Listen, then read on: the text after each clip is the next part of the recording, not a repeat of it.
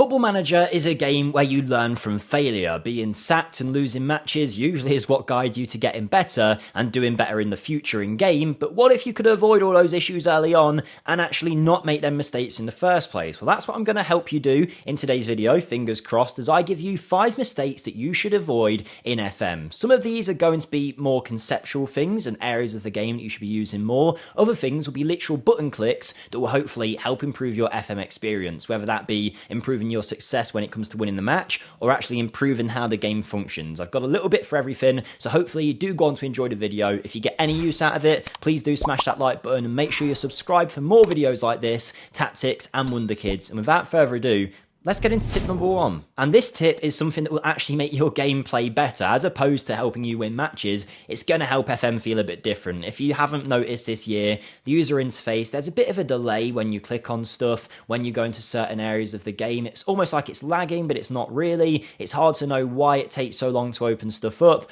and it can be a bit annoying, but this can actually be fixed. Originally, it was a mod that some people were doing in the community. Eventually, Sports Interactive realised how slow it was for these transitions in between screens, and they've now given you the option in the most recent update to update those transition speeds. I'm going to show you how you do it now. Like I say, a lot of these tips are going to be how to improve your game, but this will be how to improve the game itself. And I'm saying it's a mistake you should avoid, because if you don't know about this, you'll never change it and you'll just assume the game is a little bit clunky, which it is no matter what with the user interface this year. But if you go to settings and then go to your preferences, which you can see over here, in that section you'll then get some basic preferences. What you want to do is click detailed. When you go to detailed, you want to go to audio and visual. You'll get your screen resolution, your graphic capability, but also your transition speed, which is default, fast or faster.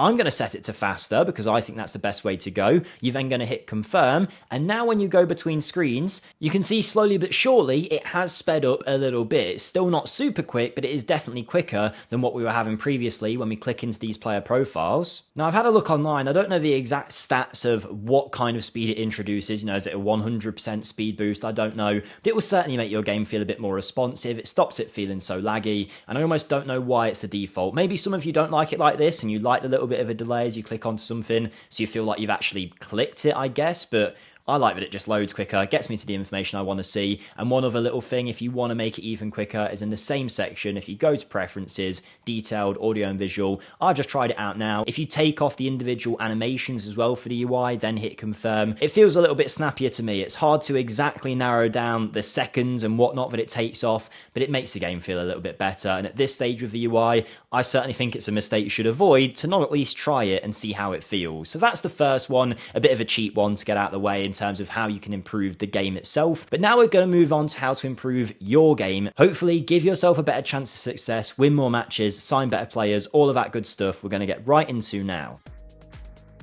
And this next mistake is one that many people are making, whether they're experienced or newcomers to the game, particularly newcomers. But with the way the game looks this year, I could see how it would happen for an experienced player too. In fact, in my first save, I forgot about it for the first season, and it really bugged me that I'd missed out on it. So what I'm talking about here is mentoring. If you don't know what that is off the top of me saying it, then I guess you're a newer player. But it's something that's been in FM, at least for the years I've played it. It's had a few revisions here and there, and it basically is where you allow your older players, so let's take your Harry Maguires, your more experienced members of the squad, to then help train and develop someone like Aiden Heaven, right? A young defender that we've got. He can hopefully pass on his knowledge to him, and there's a way that you can actually do this in game. It helps with their mental attributes and personality, but also their player traits as well. But it is hidden this year, I think, in a way, because I kind of expected it to be on this screen here, but you don't see mentoring, and for that reason it didn't even cross my mind. I think this will happen for many of you too. What you actually want to do is go to training, and then within the training tab, mentoring's in this little box at the bottom there. Now, I will say a lot of people are missing their training because they don't like the screen. They're saying they don't like the training screen, and therefore they're not doing it,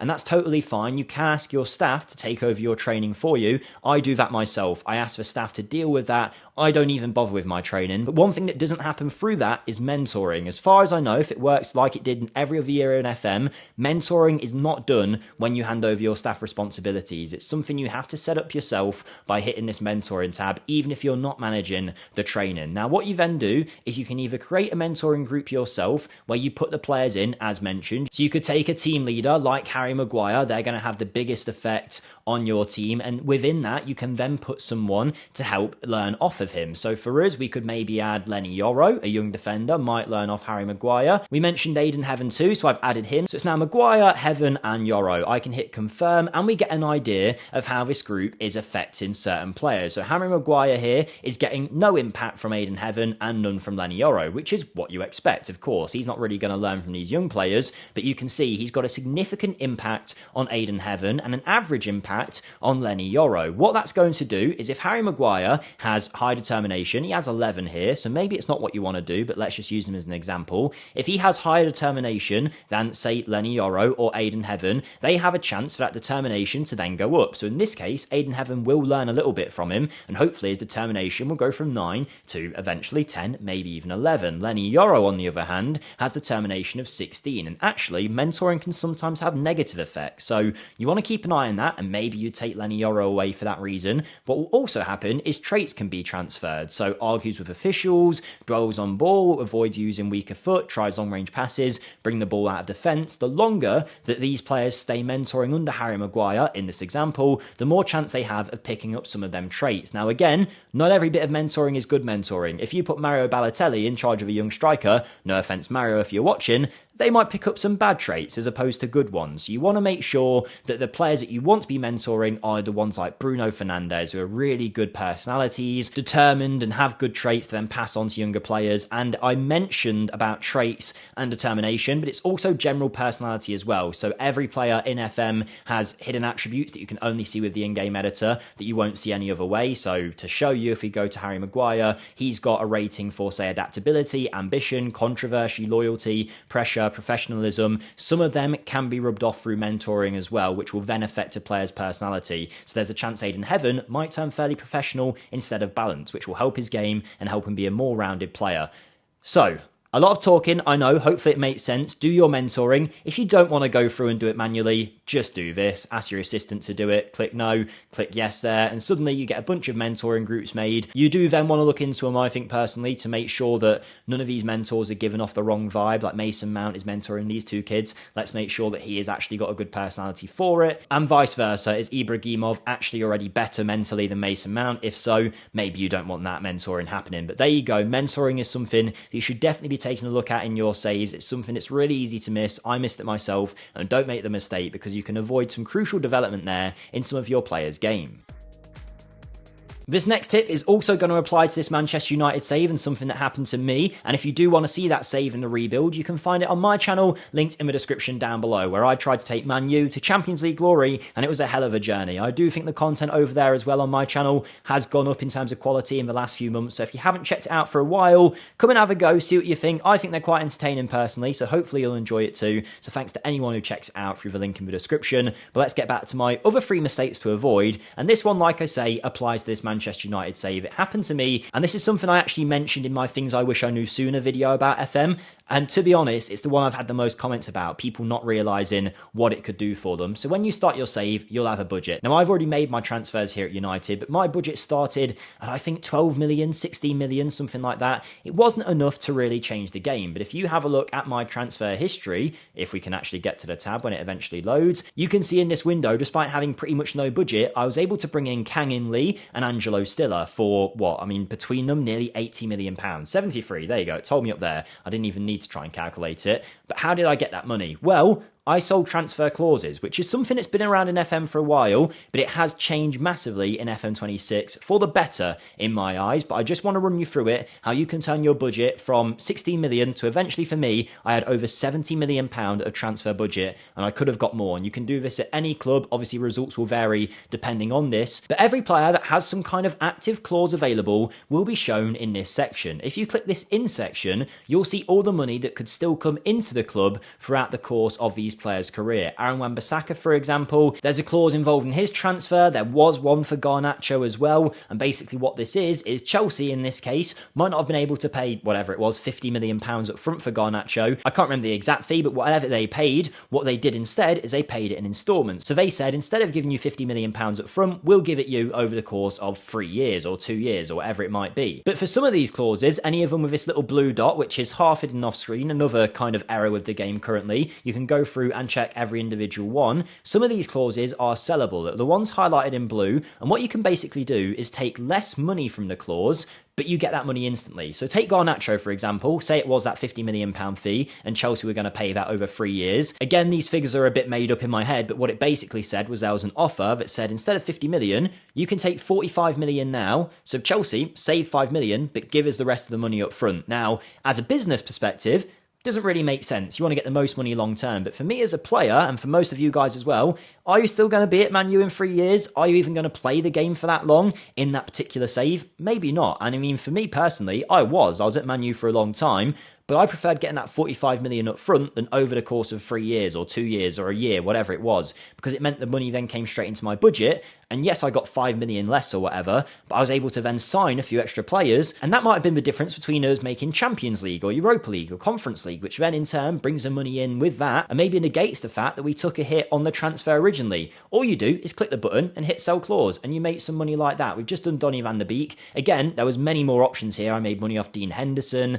Wan-Bissaka, Hannibal, amongst many others. At the minute, it seems there's one for Ethan Laird, a sell-on clause we could sell. But it used to be in previous FMs, you'd only get like £2 million of a clause. Now, you can get all of that money come in one go. Here's an example of it on a very low scale. Tyler Fletcher, we sold, and part of that deal is that Nottingham Forest will pay us £382,000 in 3 instalments. Add that up in your head, it's just under 1.2 mil, but I can take right now, straight up, 1 million quid off Nottingham Forest instead. We won't get the 1.2 million down the line, but it's going to add it straight to my budget. You do have to advance a day, but that money, as you can see, we've just made here off of these random players, 2.5 million pounds. And again, if you do this in your save at the start, I got money off Dean Henderson, Garnacho, a couple of others, and ended up with a huge budget to spend, and you'll have the same in your save. Whether you're in League 2 or the Premier League, there will be some money that you can make. Clauses have changed this year, and anything that's been done in installments, you can sell at a quicker rate to get the money right into your club, right into your pockets, and to buy some players with.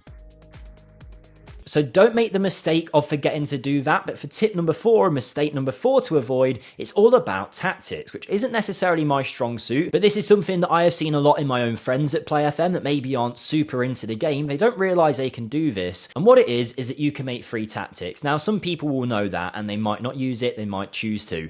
I think you should always do it personally, particularly if you're really hands-on in a save. For me, when I'm doing my rebuilds, I holiday a lot of the matches, so I don't necessarily need to have all 3 tactics loaded. But if it was me playing game to game, I would have 3. And you could definitely do something where you have a 4-2-3-1, a 5 at the back, a 4-3-3. But playing so many different systems might confuse the players. There is familiarity is baked into every tactic you do. The more familiar your team are with a tactic, the better they'll play it. So why not make 3 versions of the same tactic that are slightly altered? Because that way, even if you want to play a certain system, you can have an attacking variant, a balance variant, which might be the starter one, and a defensive variant. And let me show you an example of that now and why you might do it. So I can click add here and I can just copy the tactic twice over, and you'll see now we've got 3 different slots for the tactic: custom gegenpress, custom gegenpress, custom gegenpress. They're all the same, right? But we might have one for when we're leading the game 2 or 3-0 and we want to take our foot off the gas. What we could do is for this particular one, we could go to team instructions, we could go to something like out of possession, and we could maybe take the trigger press off of much more often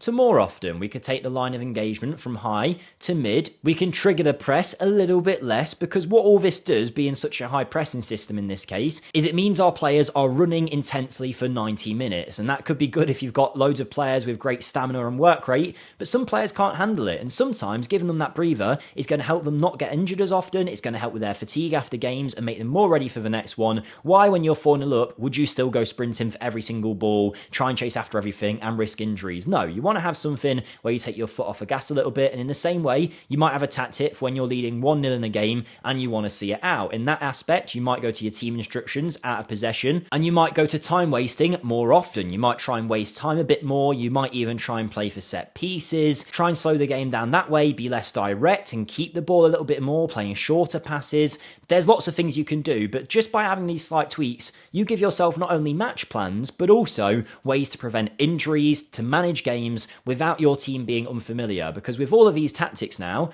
our team is still familiar with it. We've only just shown them how to play this system, but because we've only made slight tweaks, they're already ready to go. There is really no downside to this. Have different match plans ready to go. One way you're absolutely smashing a game, one way you need to hold it out, or you might even do the opposite. One way you're trying to hold out, and one way you really are chasing a game and you want to win. That might be all gung-ho, but for me, my original tactic is very much high intensity. I want to make things a little bit less for when we need them. So having 3 tactics, even if you're not a tactical expert, it's a must for me. You can set it and forget it and just switch between them in games. Call one defensive, one balance, one attacking, whatever you want to do. I'm not a tactic expert personally, but I found this has helped me massively reduce injuries, get more wins, and keep players fit for longer to get more victories down the line. My final mistake is another one that's unique to FM26 that you might not have been making in previous FMs because it wasn't possible to make. And it's all about in and out of possession tactics and your recruitment. So if you don't know, when you sign a player, and you might have seen this but not really considered it, every player has a rating for both their in possession role. For example, Bruno Fernandes is a 4-star advanced playmaker. But if we go to out of possession, he is only a 3.5-star pressing central midfielder, okay? So we know he's good at one and a little bit worse at the other one, but still good at both. And I'm saying this is a mistake because not enough people are being aware of a player's rating in possession and out of possession when they sign them. For example, a lot of us will just be looking at our in-possession tactic most of the time. I know I do. And I see that we need an inside forward, right? I might then go out and sign someone that's great as an inside forward, but out of possession isn't a very good winger. Players now have ratings for both. Now, realistically, a lot of these roles kind of go hand in hand. You can see in Mbeumo, because he is good at one role, he's likely going to be good at another. It's not totally foreign to him, but it's when you get into these midfield areas, when you're moving people about, that you want to make sure these guys can do every role that you're asking for them. So a way that you can be aware of this is when you look at a player, let's say we go to Lucas Bergvall, you'll get a rating for in possession, and a lot of us keep it on this screen. So we can see he could play in that advanced playmaker role, which Bruno Fernandes does at a 3-star level. But what we need to remember is that that role then becomes I think it was a pressing central midfielder out of possession. So then you want to make sure he can do that as well, and he can. But if we had, say, him in possession being an advanced playmaker, but out of possession being a screening central midfielder, you then might look at this and go, actually, he can't do that role, so that might be a problem. Depending on what kind of team you are, you're going to spend a lot of time without the ball, out of possession. So you want to make sure he's as good in possession as he is out of possession at what you're asking your players to do. Now, you're never going to find a super perfect fit every single time, but you just need to be aware of it. You see in this case here, Rodrigo Mora is actually only a 2-star advanced playmaker, but was showing as a 2.5-star in the free role. But actually, when it comes to the pressing central midfielder, that's actually his best out of possession role for the centre of the pitch. But he really doesn't like playing there. And whilst he could maybe deputise for Bruno in that advanced playmaker role in the 10, when he drops into the midfield, he's going to struggle a bit more. So it's something that you need to be aware of. Make sure when you're recruiting, you're looking at their out of possession role as well as your in possession to make sure they suit you and your team. You don't want to splash £50 million on a player to see that he's great on the ball, but not so much when you're trying to transition and play your defensive style. So there you go. There's 5 mistakes that I think you should avoid in FM. Everything from recruitment to tactics to transfer clauses to how the game actually works and mentoring. All of these things I hope will help your game, make you better, and at the very least, you've clicked that button from the first thing that I showed you and tried to make your game faster. Hopefully it's helped some of you. Fingers crossed it has. If it has, smash the like button, make sure you're subscribed, and I'll see you next time. Goodbye.